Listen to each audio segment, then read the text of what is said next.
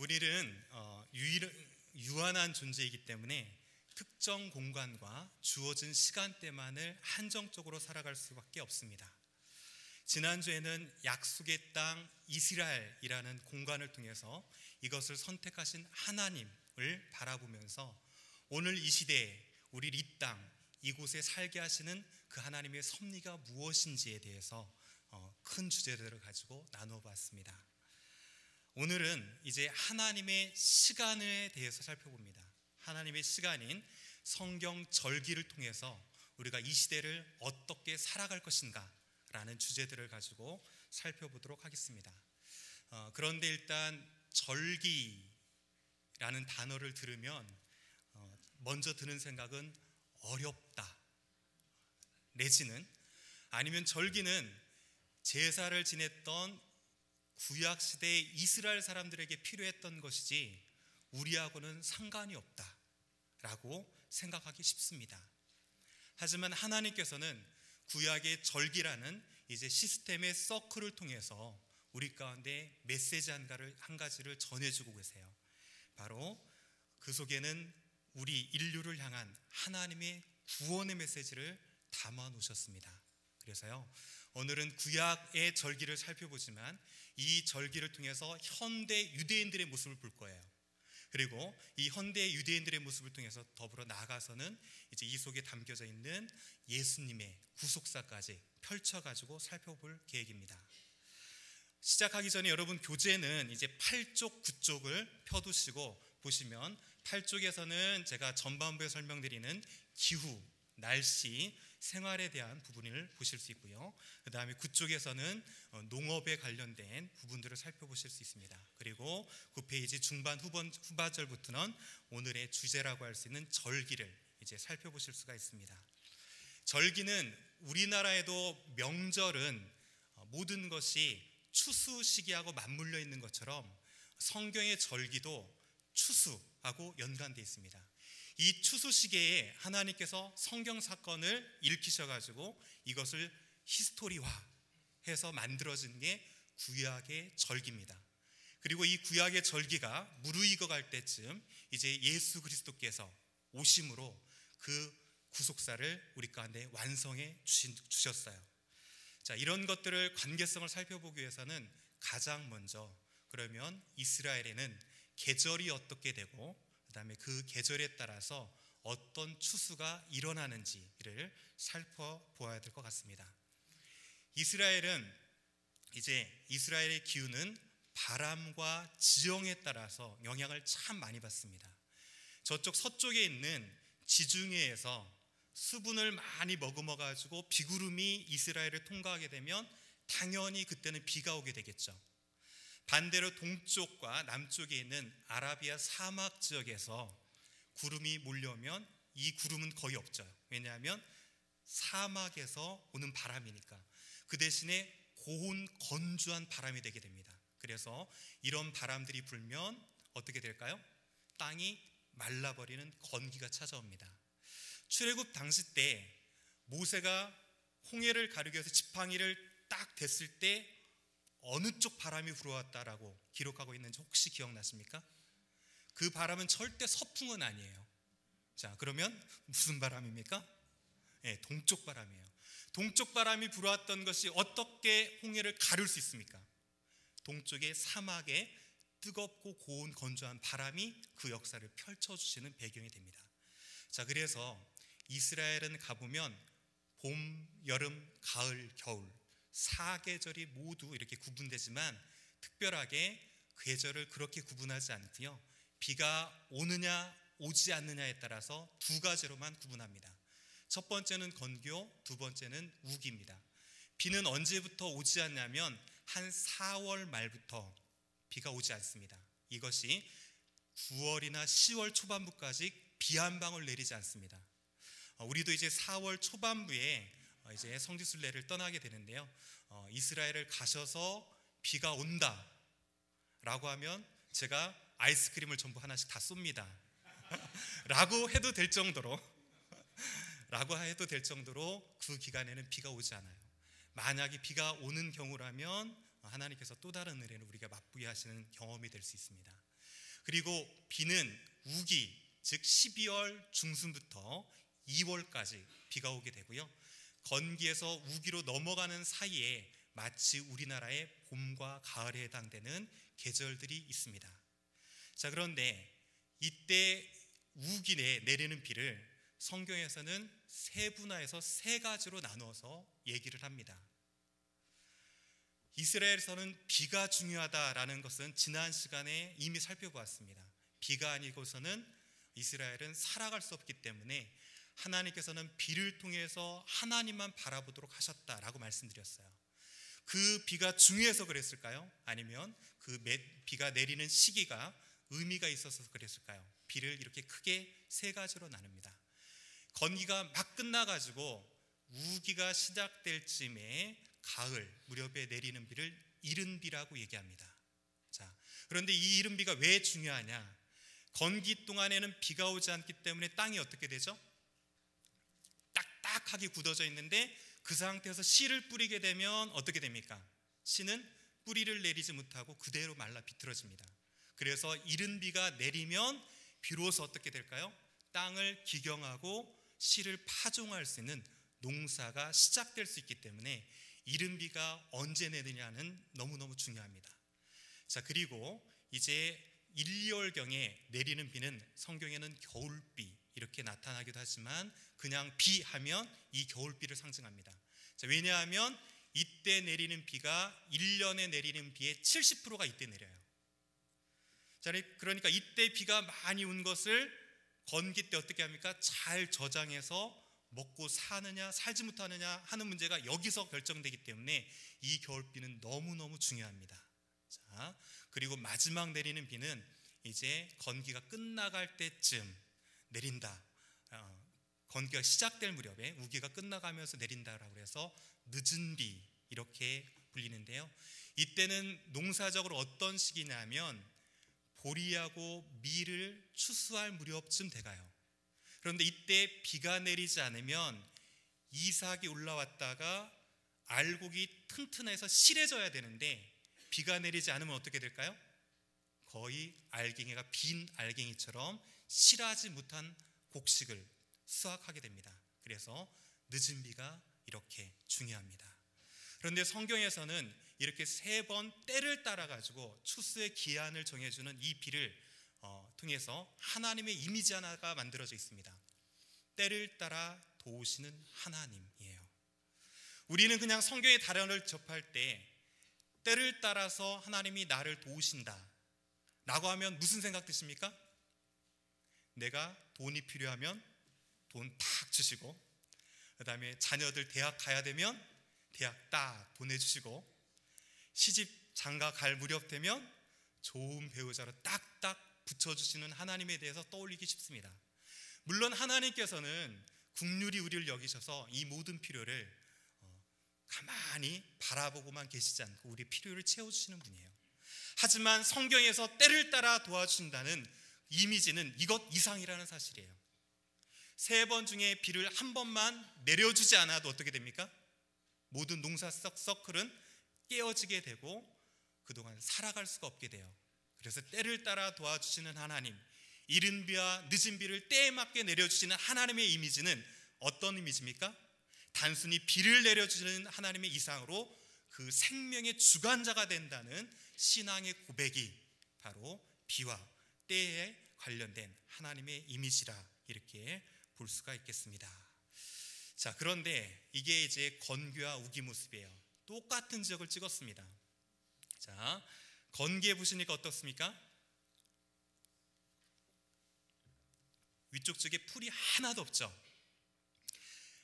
이스라엘 지역은 아까 동쪽에 고온 건조한 뜨거운 바람이 하미심이라고 해가지고요, 한 50일간 이제 날수를 나눠가지고 붑니다. 이 바람이 풀밭에 쫙 불게 되면 어떻게 됩니까? 하룻밤 사이에 앞에 보시는 것처럼 이렇게 모든 지역이 풀이 싹 말라버리는 걸 볼 수 있어요. 이런 상태를 보는 이스라엘 백성들에게 풀은 마르고 꽃은 시드나 하나님의 말씀은 영원하다 라는 말씀이 선포된다면 이들은 이것들을 피부로 느끼는 거예요. 분명히 어제 광야에 갔다가 풀 있는 걸 봤는데 그 다음날 가면 어떻게 돼 있습니까? 싹 말라버리는 것처럼 정말 풀과 꽃은 이렇게 유한한 우리 인생이요 더불어서 한계가 있는 것을 보면서 이 중에서도 우리가 붙들 것은 무엇밖에 없다? 영원하신 말씀밖에 없다는 것을 몸소 느끼게 됩니다. 이제 반대로 히브리 민요 중에 사막에 샘이 넘쳐 흐르리라, 잘 아시죠? 이게 히브리 민요입니다. 실은 자, 여러분 생각해 보세요. 사막에 어떻게 갑자기 샘이 넘쳐 흐르고 갑자기 사막이 꽃이 피어서 향기를 냅니까? 우리 사고로는 있을 수 없는 일입니다. 하지만 보십시오. 똑같은 지역에 지금 비가 내렸어요. 자, 그러자 이 사막이 어떻게 변했습니까? 꽃밭으로 변했어요. 이런 것처럼 이제 하나님의 나라는 우리가 알 수 없는 때 속히 임하고, 이 속하에 임하는 하나님의 나라는 우리가 상상하지 못하는 또 다른 변화를 우리에게 줄 수 있는 그런 하나님의 나라다라는 것을 이런 환경을 통해서 충분히 알 수 있다는 사실입니다. 자, 이렇게 건기와 우기에 관련된 계절을 살펴봤고요. 그러면 이 이스라엘 약속의 땅을 향해서 하나님께서는 그들에게 주실 때 무엇이라고 하셨는지 그 단어들을 잘 살펴보면 이 땅에 농사가 어떻게 이루어지는지를 알 수 있습니다. 자, 여러분 성경의 땅, 약속의 땅 하면 제일 먼저 떠오르는 하나님의 약속은 무엇으로 떠오르시나요? 젖과 꿀이 흐른다 라고 되어 있습니다. 여러분 4월경에 이제 성지순례 가셔가지고 실망하시면 안 돼요. 젖과 꿀이 흐른다고 했는데 가서 보면 젖은커녕 꿀은커녕 광야만 실컷보다 오실 수도 있어요. 자, 그러면 하나님께서 약속의 땅이라고 주시면서 이스라엘 백성들에게 거짓말을 하셨나요? 아닙니다. 히브리어의 특징은 뭐냐면 상징어예요. 즉 젖이 상징하는 상징성이 있고요, 꿀이 상징하는 또 다른 의미가 있다는 사실입니다. 자, 그러면서 그 땅에서 잘 되는 식물에 대해서 신명기 8장 8절에 7가지 작물을 쭉 나열해 주세요. 자, 여러분 이제 9페이지에 이렇게 보시면 나열돼 있죠. 자, 첫 번째가 뭐냐면 밀과 보리입니다. 보리밀. 그래서 이것은 주로 곡식을 상징하고요. 자, 그 다음에 5가지를 쭉 나열하세요. 자, 앞에 보시는 이것은 잘 아시는 뭡니까? 자, 포도죠. 자, 그리고 모양이 약간 이제 생소하실 수 있는데 이게 바로 무화과죠. 자, 그리고 석류입니다. 자, 그 다음에 그 옆에 있는 거는 성경에 따르면 감람이고요. 이 감람은 오늘날 시대로 바꾸면 무엇입니까? 무엇이죠? 네, 올리브입니다. 올리브. 자, 그리고 마지막이 한 가지가 있는데요, 성경은 이것을 뭐라고 했냐면 꿀이라고 표현했어요. 자, 그런데 이게 무엇이냐면 바로 대추야자입니다. 팜트리 혹시 보셨나요? 자, 팜트리에 보면 야자수하고 모양이 똑같은데요, 대추보다 더 크게 열리는 열매가 있어요. 그래서 이게 바로 야자과인데 대추 열매만 하다라고 해서 대추야자라고 불리고, 영어로는 데이트 뭐 이렇게 불립니다. 자, 그런데 이것은요 당도가 너무 달아서 저 같은 경우에는 한 3알 먹으면 속이 쓰려요. 그 다음에 제가 이스라엘 유학 시절에 여행 오시면서 멸치니 아니면 이렇게 조림 음식 할 수 있는 반찬들을 좀 얻게 되면 이것을 조릴 때 그쪽은 물엿이 없습니다. 올리고당 같은 게 없어요. 자, 그 대신 무엇으로 그것을 조릴까요? 이 대추야자 시럽을 가지고 조리면 마치 조총 색깔처럼 돼 있는데 이것이 당도가 더 뛰어나요. 자, 그래서 이것을 표현할 때 성경은 단어를 잘 보십시오. 신명기 8장 8절 마지막에 보면 뭐라고 되어 있습니까? 대추야자의 소산이라고 하지 않고 뭐라고 했다? 꿀의 소산지라고 했어요. 그래서 꿀이 흐른다라는 의미는 실은 대추야자가 잘 되는 땅이다 라는 의미와 더불어서 이 지역에서는 과일들의 당도가 어떻다? 높은 과일들을 생산하기에 적합한 땅이다 라는 것을 상징적으로 가지고 있다는 사실이에요. 자, 그래서 실은 꿀은 무엇을 상징한다? 농업 중에서도 당도 높은 과실들을 상징한다 라고 볼 수가 있습니다. 자, 그런데 희한한 것은 이 모든 과실들과 곡식들이 자라는 재배 지역이 다 다르다는 사실이에요. 자, 해안 평야 지역에는 무엇이 자라겠습니까? 당연히 평야니까 보리나 밀이 자라겠죠. 그러면서 점점 올라가면서는 셰펠라라고 하는 구릉지대가 있어요. 이때는 포도나 석류, 무화과 같은 것들이 자랍니다. 자, 그리고 이 셰펠라를 통과하면 급격하게 809도까지 산이 높아지는데 이쪽을 테라스식으로 계단 농법을 지어가지고요, 이 지역에 전부 무엇을 기를까요? 올리브 나무를 경작합니다. 자, 그리고 이 지역을 넘어가면 유일하게 광야지대가 나오는데요, 광야지대가 끝나는 이곳에 샘이 터쳐 나오고요, 이 샘에 물들을 이용해서 고온 건조한 이 지역에서 무엇을 기를까요? 대추, 야자를 길러요. 이렇게 지역에 따라서 넓게 종류를 다양하게 이렇게 재배가 되는데, 더불어서 이것은 이제 밀밭의 모습이고요, 그 다음에 셰펠라, 특별히 나기스의 포도원의 이렇게 모습을 보실 수 있고, 유다 산지, 제가 아까 계단식이라고 말씀드렸죠. 이렇게 계단식으로 물을 잘 가둬가지고 올리브 나무들을 심습니다. 그리고 이곳은 제가 여리고를 지나가다가 찍은 사진이에요. 그 지역에 가면 이게 바로 대추야자고, 대추야자 하면 조금 생소하신데요, 종려주일에 호산나 다윗의 자손이여 라고 흔들었던 종려나무 있죠. 이 종려나무가 뭡니까? 이 대추야자예요.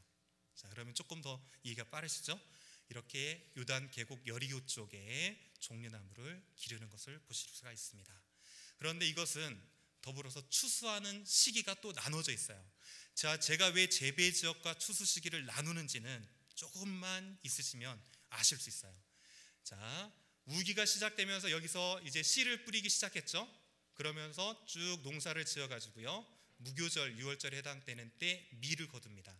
그리고 건기가 시작되기 전에 이제 이때 무엇을 거둡니까? 보리와 밀을 거두게 되고요, 건기 내내는 어떻습니까? 아무런 추수를 하지 못하다가 건기가 끝날 때쯤 이제 여기서 5가지 과일들을 거두게 돼요.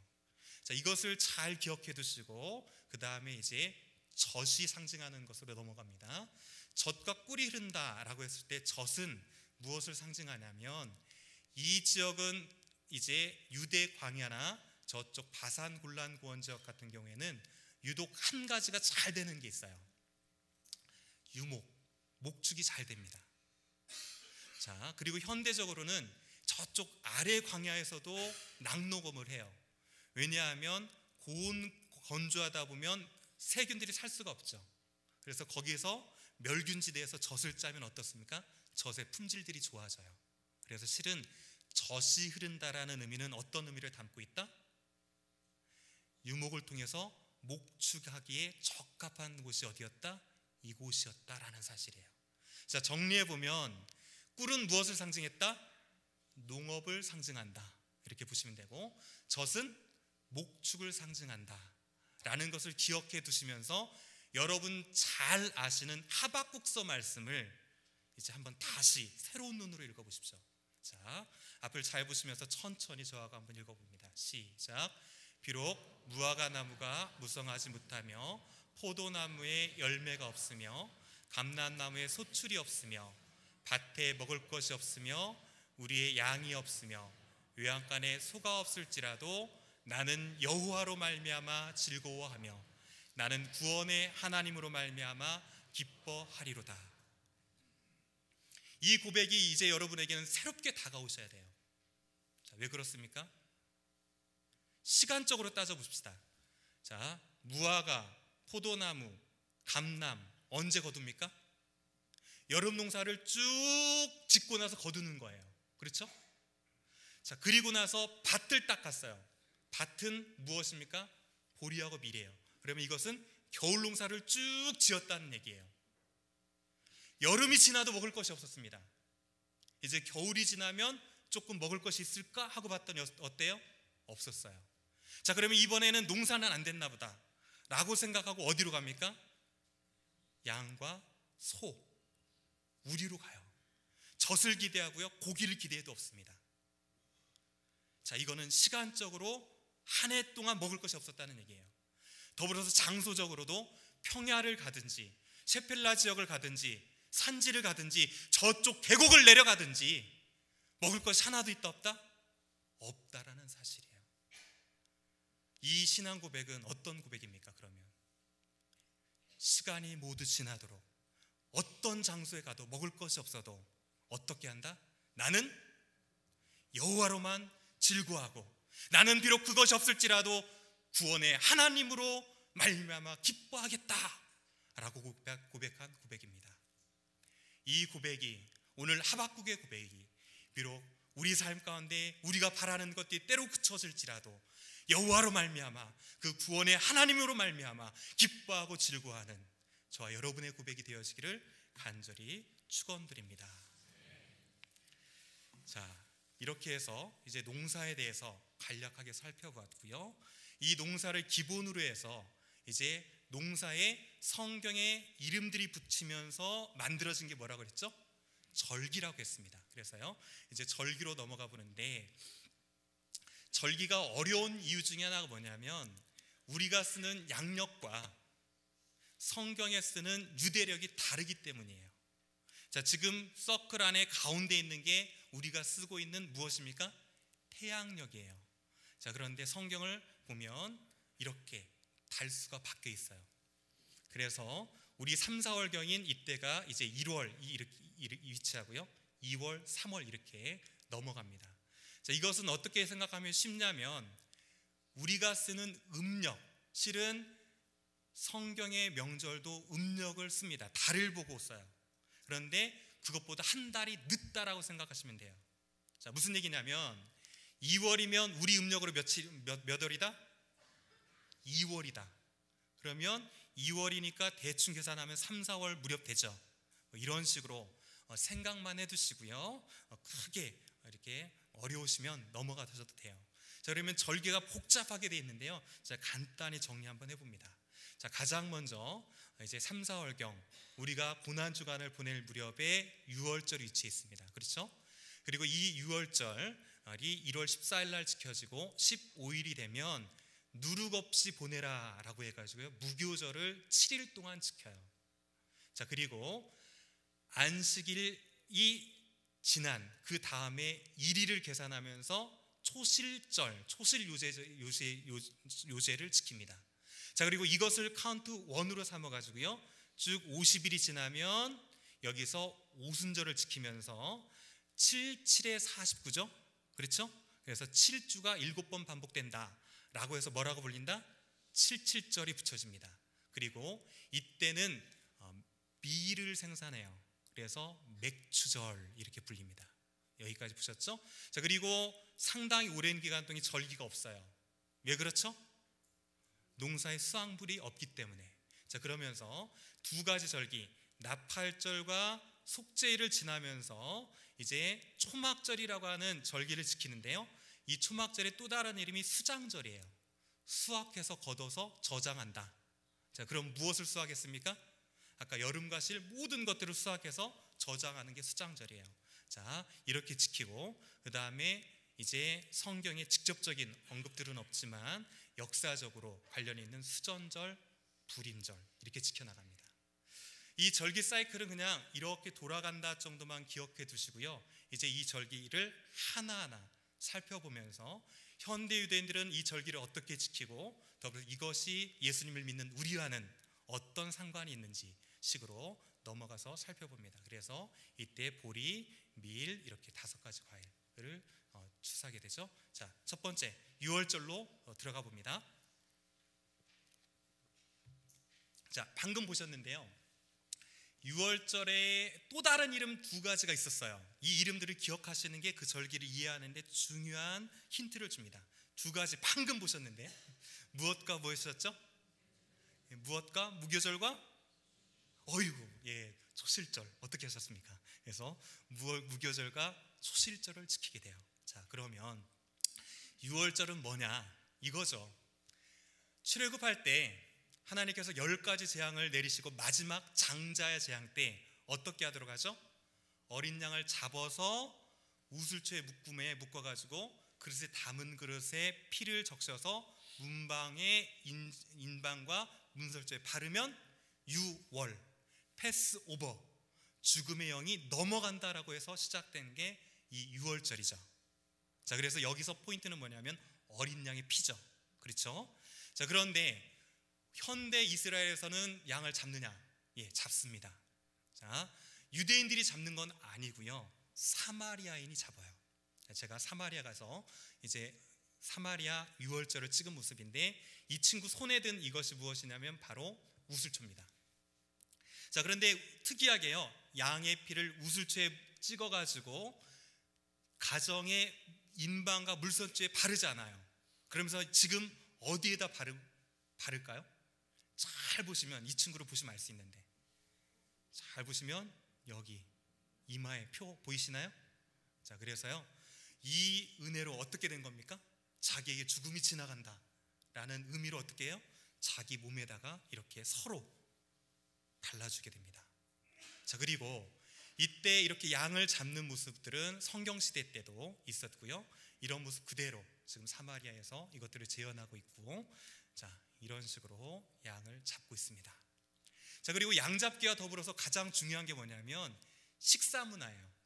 그 밤에 인방과 물설주에 피를 바르고 방 안에서는 어떻게 하라고 하죠? 고기를 구워서 무교병과 쓴나물을 먹어라 라고 돼 있어요. 그렇죠? 자, 그런데 이것들을 현대는 어떻게 하느냐? 이거는 이제 유대인들이 잘 지키고 있어요. 자, 어떻게 하냐면 이런 식으로 유월절 세데르라고 해가지고요, 그 성경의 의미들을 가져다가 나름대로 유월절 식사를 만들어 놨습니다. 이거를 제가 조금 더 가까이서 보면 이런 식으로 지킵니다. 자, 여기 보시면 이 뼈가 있는데요, 이 뼈는 주로 닭다리를 이용합니다. 현대에는 양을 잡지 않고 유대인들은. 그러면서 이것은 무엇을 상징하냐면 고난, 유월절의 희생양을 상징한다, 이렇게 그들은 생각합니다. 자, 그 다음에 상추 모습 보이죠? 이것은 쓴 나물, 쓴 것은 고통을 상징한다, 뭐 이렇게 얘기하고요. 여기 보면 우리나라 된장하고 조금 색깔이 비슷한데요, 하로세치라고 해가지고요, 이들 나름대로 만든 소스가 있어요. 자, 그래서 이 소스를 여기에다 담아놓고 먹게 되는데, 이것은 무엇을 상징하냐면 유대인들이 그곳에서 무슨 일을 하면서 보냈습니까? 벽돌을 진으로 만들면서 보냈죠. 그래서 그 고난의 삶을 상징합니다. 그리고 여기 가운데 있는 것은 소금물이에요. 이것은 눈물을 상징합니다. 아무튼 이렇게 식사를 지킨다 정도만 기억해 두시면 됩니다. 자, 그리고 나가지고 유월절과 더불어서 뭘 지킨다고 말씀드렸죠? 무교절을 지켜요. 그런데 무교라는 뜻 자체는 무엇이냐면 누룩을 없이 한다, 누룩 없이 구운 빵. 자, 왜 그렇습니까? 출애굽할 때 급하게 어떻게 했죠? 빵을 발효시킬 시간이 없어서 그냥 나갔던 것처럼 그 날을 기억하도록 무교병을 이렇게 만들어요. 실제로 종교인들이 무교병을 만드는 모습들이고요. 자, 더불어서 이것은 먹는 거에서만 누룩을 제하지 않고 현대적으로는 이것은 무엇이냐면 물을 펄펄 끓여가지고요, 집안의 물건들을 어떻게 합니까? 전부 소독해서 누룩을 없애요. 자, 그렇게 하고 이래도 안 되면 어떻게 되냐면 앞에 보는 것들은 집안에 있는 가구들인데 이 사람들은 빵을 먹습니다. 누룩은 실은 뭐죠? 이스트고요. 빵을 먹다 보면 빵가루가 떨어지면서 이게 이스트가 될 수 있어요. 그러니까 어떻게 합니까? 가구들을 싹 쓸어다가 동네에다 이렇게 놓고 무교절이 시작될 때 아이들이 그것을 모두 태워요. 자, 이렇게 해서 누룩을 소멸하고요. 이때 그리고 또 한 가지 재밌는 건 뭐냐면 대대적인 할인을 해요. 유월절 할인 행사를 합니다. 왜? 무교절이 들어있는 건 어차피 못 파니까 무교절 시작되기 전에 어떻게 합니까? 대대적으로 세일을 싸게 해서 팔아요. 자, 그리고 나서 못 판 것은 어떻게 하느냐? 이렇게 감춰놔요. 비닐로 싹 덮습니다. 그래가지고요, 이때 가면 조금이라도 부풀려 있는 것은 유대인 지역에서 살 수가 없어요. 그런데 한 가지 더 재밌는 것은 무엇이냐면 종교인들이 이방인을 찾아오는 날이 이 날이에요. 자, 왜 그러냐면 누룩 들어간 음식을요 한 보따리 사옵니다. 그리고 한 쿼러에 해당되는 1세켈을 주면서 너 이거 전부 사라고 얘기해요. 그리고요 팔았어요. 그리고 나서 제가 그걸 샀다고 해서 다 먹으면 어떤 일이 벌어지면 큰일 납니다. 무교절이 끝날 때 1세켈 들고 와요. 그래서 뭐라고 해요? 너 그때 팔았던 모든 물건 어떻게 하라고? 다시 내놓으라고. 소유권만 왔다 갔다 한 거예요. 그런 이게 개인만 그러느냐? 아니요. 국가적으로. 네타냐후라는 수상인데 여기 있고요. 이렇게 유대인과 아랍인이 한 자리에 앉아 있죠. 계약서를 써요. 얼마에 팔았다. 하지만 누르기 들어간 음식은 어떻다? 그 자리에 그대로 있어요. 그냥 계약서만 소유권만 왔다 갔다 이렇게 하면서 엄발에 오줌 넣기식으로 합니다. 자, 그러면 여기서 포인트가 뭐냐면 이때는 6월절에는 이 사람들은 그토록 무엇을 없애려고 노력한다? 누룩을 없애려고 한다 라고만 잡으셔도 여기서는 중요한 걸 잡으신 거예요. 아셨죠? 자, 그리고 나서 마지막이 뭐였냐면 보리추수를 하면서 첫 단을 안식일 이튿날, 오늘날로 따지면 무슨 날입니까? 안식일은 토요일이죠? 토요일 다음이면 어떤 날이에요? 우리 주일날이에요.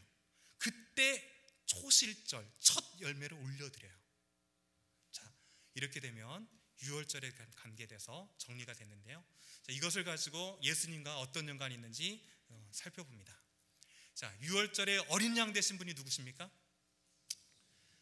바로 예수 그리스도라라고 세례 요한과 사도 바울의 입을 통해서 주님께서 말씀하셨어요. 그렇죠?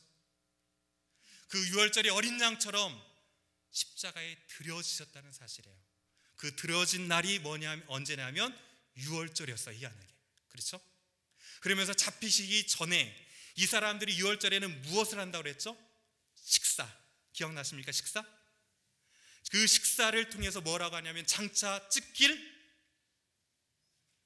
이 빵은 내 찢길 몸을 상징하고 이 포도주는 내 피를 상징한다라고 하면서 이것을 새롭게 바꿔서 영원히 기억하도록 기념해 주셨어요. 자, 그러면 6월절 이미지는 무엇이냐? 바로 예수님 십자가의 죽음을 상징하죠. 자, 더불어서 무교절은 제가 누룩을 없이 한다라고 했는데요. 자, 누룩은 무엇을 상징하느냐? 죄를 상징한다고 말씀드렸어요. 자, 그러면 죄를 없이 한다는 것은 예수님께서 십자가를 지시고 3일 동안 무덤에서 모든 죄를 어떻게 하십니까? 대속해서 없애신 이미지가 있어요. 자, 그리고 예수님이 언제 부활하셨다? 언제? 주일. 유대적으로는 초실절, 초실일. 그러면서 고린도전서는 무엇이라고 얘기합니까? 잠자는 자들의 무슨 열매가 되셨다? 첫 열매가 되셨다는 사실이에요. 자, 그러면 여기는 무엇을 상징합니까? 예수님의 부활을 상징하죠. 자, 조금 더 속력을 내야 될 것 같아요. 자, 오순절로 넘어갑니다. 자, 오순절에는 이름 또 두 가지가 있었어요. 자, 무슨 날과 무슨 날이 있었습니까? 예, 칠칠절과 맥추절이 있었어요. 자, 그럼 이게 어떤 의미가 있는지 바로 이제 넘어갑니다. 밀을 추수하는데요. 아까 안식일로부터 50일을 세요. 그래서 안식일 이튿날 초실일부터 50일을 세가지고 이렇게 얘기하는데, 오순절 하면 여러분은 우리 기독교에서는 무엇을 받은 날이라고 생각합니까? 성령. 그런데 이들은 그렇게 생각하지 않아요. 자, 무슨 날이냐면 모세가 십계명을 받은 날이라고 생각합니다. 자, 왜 그러냐? 잘 계산해 보면 그들의 생각이 맞아요. 자, 1월 14일 날 어떻게 했죠? 출애굽 6월절을 지키면서 출발했어요. 그렇죠? 그리고 출애굽 19장을 보면 3개월 되던 날이라고 표현되어 있는데 정확한 번역은 셋째 달 초하루입니다. 자, 이때 어디에 도착했냐면 시내산에 도착해요. 자, 그러면 1월에서 16일이 나머지죠. 그렇죠? 자, 그 다음에 2월 한 달 30일이 남죠. 그리고 19장 16절을 보면 셋째 날 아침이 어떻게 됐어요? 모세가 올라가서 십계명을 받았어요. 자, 이 모든 숫자를 더하면 몇이다? 49, 50째 되는 날입니다. 그렇죠? 그러니까 이 사람들은 오순절을 이렇게 불러요. 마탄토라. 마탄 하면 받았다 주었다라는 의미가 있어요. 그래서 토라라고 하는 구약 성경을 받은 절기가 언제다?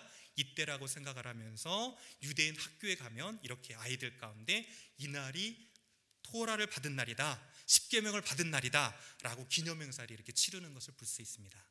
자, 바로 정리 들어갑니다. 자, 그러면 77절 오순절은 십계명을 받았어요. 그런데 고린도후서 3장 3절은 무엇이라고 하냐면 돌판에 이제 쓸 것이 아니요 성령을 통해서 너희 마음판에 쓰겠다라고 얘기하셨어요. 자, 오순절에 우리 가운데 있는 중요한 사건이 무엇입니까? 성령 강림이죠. 더불어서 이때 밀 추수를 한다고 그랬죠. 자, 밀은 추수를 할 때 추수해야 될 곳이 휘어졌더라라는 표현이 나오죠.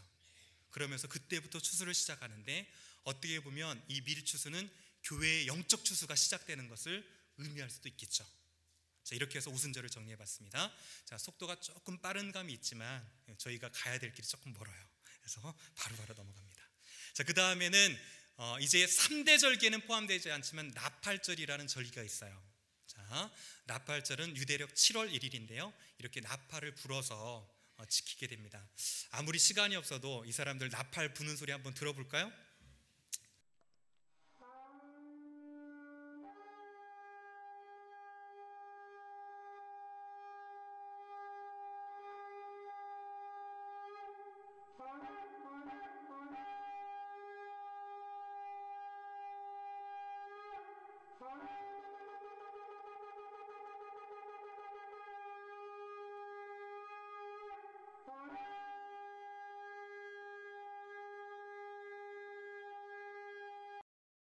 자, 이 사람들이 이렇게 나팔을 불면서 무엇을 알리느냐? 새해를 알려요. 자, 그래서 이 나팔절을 히브리어로는 이렇게 불러요. 로시 하사나. 로시 하면 뭐냐면 머리입니다. 머리. 사나 하면 해, 연을 뜻해요. 이걸 한국식으로 바꾼 게 뭐다? 신년 벽두. 자, 이때 왜 나팔을 알리면서 이 날을 새날로 생각하냐면, 유대 전승상 하나님이 천지를 창조한 날이 언제다? 언제다? 빨리 얘기해 보십시오. 눈치껏. 자, 언제다? 나팔절이다 라고 생각하기 때문에 이 날을 새해로 지킵니다. 자, 그러면서 특이한 것들을 하는데요. 자, 보시면 앞에 보는 게 사과예요. 사과를 꿀에 찍어 먹습니다. 자, 왜 이런 행동을 하느냐? 사과 달죠? 꿀 달죠? 단 것을 단 것에 찍어 먹으면서 한 해가 어떻게 되도록 이렇게 단 축복의 한 해가 될 길을 기원해요. 자, 더불어서 한 가지 더 먹는 게 있습니다. 자, 이게 무엇입니까? 석류를 먹는데, 석류는 알이 꽉 차 있는데요, 유대 전승에 따르면 석류 알이, 저도 세어보지는 못했어요, 613개라고 믿고 있습니다. 석류 알이. 자, 그러면 613이라는 것은 어떤 의미가 있냐면, 성경, 구약 성경 구절 중에 하라 하지 말라 라는 구절이 몇 개다? 613개예요. 자, 그러면서 석류알 한 알 한 알 먹으면서 무엇을 생각하겠습니까? 내가 작년 한 해 동안 하나님 앞에 범죄한 것이 무엇이 있는지 이렇게 생각해 보는, 그러면서 회개하는 기간이 이 기간이에요. 자, 그리고 10일이 딱 지나면, 7월 10일이 되면 대속죄일을 지킵니다. 자, 이 대속죄일은 성경적으로는 대제사장이 이스라엘 백성들의 죄를 사하기 위해서 1년에 딱 한 번 어디까지 나갈 수 있어요? 지성소까지 나가서 이제 그 죄를 사하고요, 더불어서 조금 생소하시지만 아사셀이라고 하는 염소에게 안수를 합니다. 그리고 이스라엘의 모든 죄를 어떻게 해요? 그 염소에게 전가시킨 후에 광야로 가가지고 유기를 해요. 그러면서 그 염소가 죽음으로 모든 죄가 어떻게 됐다? 사함을 받았다 라고 상징하는 게 이 속죄일이에요. 자, 이 속죄일을 현대 유대인들은 어떻게 지키는지 궁금하시죠? 이렇게 지켜요. 닭이 이 자리를 또 대신하고 있어요. 자, 가면 크파로트라고 하는 이 의식을 통해서요, 닭을 잡아가지고 3번 속죄하는 사람 머리 위에 돌립니다. 그러면서 그 죄를 닭에게 전가시켜요. 그리고 피를 내서 모든 피를 다 쏟게 하고 이 닭은 한 곳에 쌓아놔요. 그리고 이 닭을 어떻게 하냐면 구제활동으로 가져가게 합니다. 자, 그런데 종교적이지 않은 사람들은 이렇게 시기를 하죠. 닭을 쓰고 있는데요, 닭 피에 무슨 속죄의 효과가 있느냐라고 하면서 동물 보호단체에서 이렇게 반대 시위를 하기도 합니다. 자, 더불어서 이때 종교인들이 하는 행동 중에 하나가, 소개시키기 전에 모든 이스라엘 백성들이 이때는 대속죄를 지키는데요, 지키기 위해서 어떻게 하냐면 모두 금식을 합니다. 자, 그리고 이날은 이스라엘을 만약 가시게 되면 차를 못 타요. 왜? 이스라엘 전도로 봉쇄입니다. 대속죄일은 그만큼 중요하기 때문에 모든 사람이 금식을 하면서 어떻게 해야 돼요? 모든 죄를 다 회개해야 되기 때문에 도로를 다 봉쇄해놔요. 자, 이렇게 되면 제일 좋아하는 사람들이 있어요. 누구? 아이들. 살만납니다. 이때는 자전거, 롤러스케이트 모두 가지고 나와가지고요, 도로에 차가 없으니까 즐기는 때가 또 이때예요. 자, 그런데 종교인들은 이렇게 즐기는 시간에 무엇을 하느냐? 성경 구절을 보면 속죄일에 무엇을 하라고 되어 있습니까? 스스로를 괴롭히라라고 얘기해요. 자, 그래서 서로 채찍으로요, 어떻게 합니까? 서로를 때려줘요. 그러면서 그 괴로움 가운데 자기 죄를 되새겨 봅니다. 심지어는 아래 보는 그 단어가 이제 욤키푸르 이렇게 불리는 곳이 대속죄일인데, 이때 많이 파는 게 뭐냐면 앞에 보는 크록스 신발을 많이 팔아요. 자, 왜 그러냐면 이 사람들은 가죽신을 신지 않습니다. 이때만큼은. 자, 왜 그럴까요? 다른 동물의 생명을 내가 내 발 아래 두면서 회개하는 것은 이거는 모순이다 라고 해가지고 가죽신도 신지 않아요. 자, 그러면서 이제 나팔절과 대속죄일 1일에서 7일, 10일까지 이 기간을 정말 중요하게 생각합니다. 자, 그런데 바벨론 탈무드에 의하면 이때를 유대인들은 어떻게 생각하냐면 하나님이 책 3개를 펴신다라고 생각해요.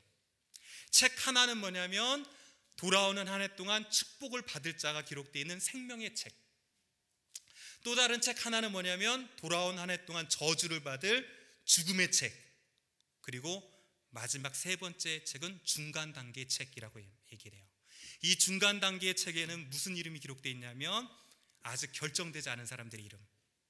그런데 이때 모든 결정이 언제 난다고 생각하냐면 대속죄일 날 판결이 난다라고 생각해요. 그러니까 어떻게 합니까? 그토록 회개를 하고요, 구제를 하는 거예요. 여러분이 만약에 이스라엘을 가시려고 이때에 가시면 제일 친절한 사람들을 만나실 수 있어요. 자, 왜 그렇습니까? 지금 하나님 앞에서 회개해도 시원찮은 판에 죄를 짓겠습니까? 그래서 이때는 가면 제일 젠틀하고 제일 친절한 유대인들을 만날 수가 있어요. 자, 그런데 이것을 이제 예수 그리스도로 이어봅니다. 예수님 언제 오신다라고 말씀하고 계시죠? 하나님의 나팔 소리가 불릴 때 예수님 오신다라고 얘기해요. 이 사람들은 천지가 창조된 날이 이날이라고 생각하면서 나팔절로 지키지만 예수 그리스도가 다시 오셔서 새하늘 새 땅 새 예루살렘을 건국하는 때가 이때죠. 자, 그리고 대속죄일은 말하고 있는 것처럼 행위에 따라서 예수 그리스도를 믿는 믿음에 따라서 심판이 일어나죠. 그래서 재림과 심판이 이어지는 절기가 이때다라고 보시면 되겠습니다. 자, 그리고 이제 마지막 3대 절기 중에 하나입니다. 잘 보시면 초막절. 어떻게 조금 어려우신가요? 아니면 따라오실 수 있겠나요? 따라오실 수 있겠죠? 그렇게 믿고 갑니다. 잘 따라오고 계신 줄로. 자, 초막절에는 이름 두 가지가 더 있었습니다. 자, 무슨 이름이 있었죠? 장막절, 수장절이 있었어요. 자, 초막절은 이렇게 초막을 지면서 왜 짓게 하냐면 이스라엘 백성들이 광야 생활을 하는 내내 초막을 짓고 살았죠. 그러면서 무엇을 기억하게 하냐면 애굽 땅에서 인도하여 냈던 때 너희가 초막에 거주했던 걸 기억하라 라고 하면서 초막절을 지키는데, 실제 초막절이 되면 유대인들도 이렇게 초막을 짓습니다. 자, 이렇게 베란다에도 이렇게 초막을 짓고요, 아파트에 공간만 있으면 초막을 짓고요. 자, 그런데 이 초막을 지어놓고 도대체 뭘 하느냐, 제가 궁금해가지고요 이 초막 문 사이로 살짝 지금 몰래 사진을 찍었어요. 이 어린아이가 째려보면서 찍지 말라고 막 그랬는데 모르는 척 찍었습니다. 뭘 하느냐, 이 친구들요 밤새 이 안에서 놀아요. 근데 뭘 하면서 노느냐가 중요하죠. 성경 얘기합니다. 자, 니네들 왜 우리가 오늘 이 밤에 이렇게 초막을 지내면서 여기서 음식을 먹으면서 파티하는 줄 아냐? 실은 여차 이차 이렇게 해가지고 우리가 이런 은혜를 하나님께 입었다. 자녀 교육의 신앙 교육은 억지가 아니에요. 이들은 잔치 안에서 기쁨 가운데 자녀들이 스스로 그 은혜들을 깨달아가도록 도와줍니다. 자, 이런 부분에서는 참 유대인들이 부럽더라고요. 자, 그러면서 이때가 수장절이라고 했죠. 그러면 모든 곡식을 거두는 기쁨과 함께 이제 다시금 비를 오는 기원을 하기 위해서 4가지 식물을 드리면서 흔들면서 감사함으로 나가는 때가 이때입니다. 자, 그러면 조금 빠른 감이 있지만 바로 초막절을 정리합니다. 자, 초막절은 모든 추수가 일어나는 때예요. 그렇죠? 그러면서 감사의 축제를 펼치는 때가 이때입니다. 즐거움의 절기가 있대요. 자, 그러면 예수님께서 재림하시고 심판하신 이후에 무엇이 있다라고 얘기하죠? 우리가 그분의 신부가 돼서 어린 양의 혼인잔치가 있다라고 얘기합니다. 자, 그러면 결국은 이것은 무엇을 상징합니까? 천국 잔치를 상징합니다. 자, 지금까지 핵심적인 절기의 흐름들을 쭉 살펴봤어요. 마지막으로 두 가지 절기를 간단하게 한번 살펴봅니다. 자, 수전절이라는 절기인데요, 이 절기는 제가 설명이 필요 없을 정도로 여러분은 잘 알고 계세요. 제가 여기 미국에 와서 보고 깜짝 놀랐어요. 자, 수전절이 뭔지 아세요? 한우카입니다. 여러분, 성탄절 즈음에서 제가 여기 와서 다 찍은 사진들이에요. 마트 가자마자 한우카 판을 치죠. 자, 심지어는 메리 크리스마스라는 인사 대신에 해피 한우카라는 이름을 쓰게 합니다. 그렇죠? 그리고 제 아이들도 학교 갔다 오더니 한우카 관련된 것들을 다 만들어 왔어요. 자, 도대체 한우카는 무엇이냐? 간략하게만 설명드리면 실은 헬라 시대 때 있었던 사건입니다. 그래서 이제 페르시아 이후에 예수님이 오시기 전에 헬라 시대에 안티오쿠스 에피파네스 4세라는 사람이 성전에 모욕을 줬어요. 돼지피를 뿌리고 제우스 신상을 새기고 그 다음에 안식일을 지키지 못하게 하고 모든 사람을 어떻게 한다, 이걸 어기면 죽인다라고 했어요. 이때 마카비라는 형제가요, 가족이 이것을 봉기해서 성공을 해요. 그리고 성전을 청수를 합니다. 그래서 수전절이라는 뜻 자체는 무엇이냐면 드릴 수, 성전을 드린다라는 뜻이에요. 한우카 뜻이 그래서 무엇이냐면 봉헌하다라는 뜻이에요. 이 성전을 봉헌하기 위해서 열심히 청소를 하는데요, 그때 기적 한 가지가 일어납니다. 촛불에 양이어 기름이 딱 하루분밖에 없었어요. 그런데 정신없이 치우다 보니까요, 이 촛불이 8일 동안 꺼지지 않았습니다. 이런 기적이 일어나서 한우카 때가 보면 제일 많이 등장하는 게 뭐냐면 촛대죠. 촛대 보시는 곳마다. 그런데 촛대가 9개입니다 하나를 켜놓고 8일 동안 어떻게 합니까? 하나씩 늘려가면서 지키는 게 이 한우카입니다. 자, 그러면 이렇게 수전절인가 성탄절인가 산타가 혼돈할 수 있을 정도로 절묘한 타이밍에 맞춰져 있는데요, 자, 그럼 이게 성경적으로 예수님과 어떤 연관이 있느냐? 이 수전절의 별명이 뭐냐면 빛의 절기입니다. 자, 이 세상에 참빛으로 오신 분이 누굽니까? 예수 그리스도. 그리고 이 수전절이 등장하는 성경은 요한복음 10장입니다. 그 10장 때 바리새인들과 유대인들과 예수님이 문제가 있게 논쟁이 일어나는데, 논쟁의 핵심의 내용은 무엇이냐면 이거예요. 나와 아버지는 하나다. 곧 나는 하나님이 보내신 하나님의 아들이다라는 것으로 이 수전절 때 논쟁으로 넘어가요. 자, 그러면 여기서 잘 이어보면 이렇게 이룰 수 있죠. 어떻게? 이 땅의 참빛으로, 그 다음에 하나님의 진정한 아들로 오신 분의 탄생을 그리고 있다, 이렇게 이어볼 수 있나요? 자, 그리고 마지막 남은 게 불임절입니다. 불임절은 저희가 읽기가 조금 생소할 수 있는데, 불임절이라고 하는 것은 에스더서 성경 아시죠? 에스더서에는 하나님이라는 단어도 등장하지 않고 있어요. 이런 것이 과연 어떤 절기로 연관되어 있느냐? 간단하게 하만의 음모에 따라 가지고요, 제비 뽑기를 합니다. 그래서 제비 뽑다라는 게 불임이에요. 제비를 뽑아서 한 날 12월 13일 날 모든 유대인들을 어떻게 합니까? 죽이도록 하죠. 그런데 죽으면 죽으리라 라고 하면서 에스더가 나가가지고 이 모든 것을 아하수에로 왕에게 구해서 다시 날을 정해요. 두 날 12월 14일과 15일 잘 숨어있다가 모든 너희 대적을 파하는 것이 돼요. 그런데 이 소식을 어떻게 되냐면 급박한 소식이죠. 그래서 준말을 타고 왕의 준말을 타고 급히 모든 도성에 가서 소식을 알리는 게 이 한우카예요. 불임절이에요. 자, 그러면 불임절 때는 이렇게 변장을 하면서 이 사람들이 보내는데요, 자, 특이하게 에스더서를 읽으면서 앞에 보시면 위에 삐에로가 그렸는데 이게 딱딱이라고 불리는 건데요, 하만이라는 단어가 나오면 발을 구르거나 이 딱딱이를 탁 돌려요. 자, 왜? 하만이라는 이름이 듣기 싫은 거예요. 성경에서 어떻게 해버리는 겁니까? 하만이라는 이름 자체를 지워버립니다. 그리고 하만을 얼마나 증오하냐면 앞에 쿠키 있죠. 이 쿠키가 이름이 뭔지 아세요? 하만의 귀입니다. 하만의 귀. 귀 모양을 만들어 놓고 아그작 그 XX 하만 이러면서 먹어요. 자, 이 불임절은 예수님의 삶과 어떻게 연관을 지을 수 있을까요? 저는 이것을 보면서 반전의 소식이다 이렇게 한번 정해봤어요. 유대인들에겐 분명히 하만의 음모에 따라서 죽음의 날이었습니다. 이것이 어떻게 바뀌죠? 기쁨의 날과 평안의 날로 바뀌는 반전의 소식이 전파됐어요. 죽음의 소식이 생명의 소식으로 바뀌었습니다. 이것을 보면 복음의 전파로 이렇게 정리해 볼 수 있을까요? 자, 이제 이 모든 것을 가지고 구약의 시간인 절기를 쭉 통해서 예수님과 하나하나 이어서 보도록 합니다. 그동안 말씀드렸던 걸 잘 생각해 보시면서 넘어가시면 돼요. 수전절은 무엇이었습니까? 빛의 절교, 예수님의 탄생을 나타냅니다. 자, 그리고 방금 살펴본 불임절은 무엇입니까? 오셔서 죽을 자들에게 생명의 소식을 전해주는 복음 전파의 모습이 드러났습니다. 자, 그리고 6월절에는 두 가지 이름이 더 있었는데 무교절과 초실일이었죠. 자, 이때 어린 양 되신 예수 그리스도 십자가를 지심으로 어린 양이 되어주셨어요.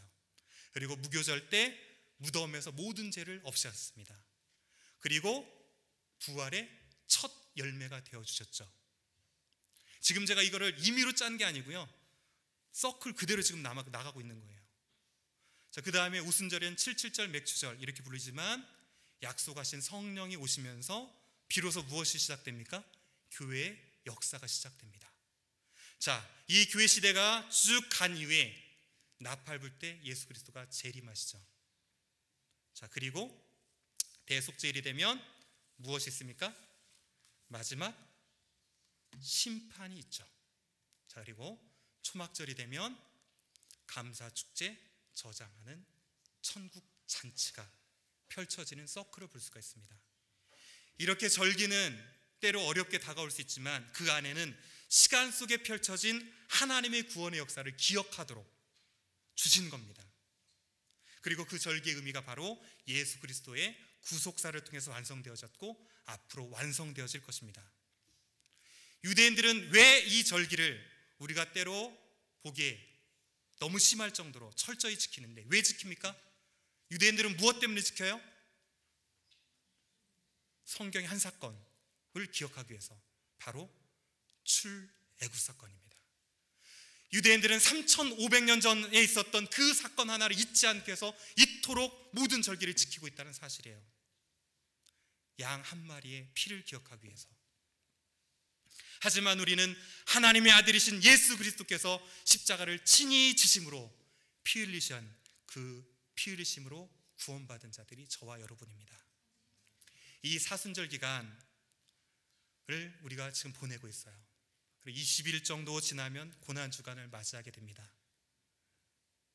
지금 이스라엘에서는 6월절을 준비하면서 그 어린 양을 기억하기 위해서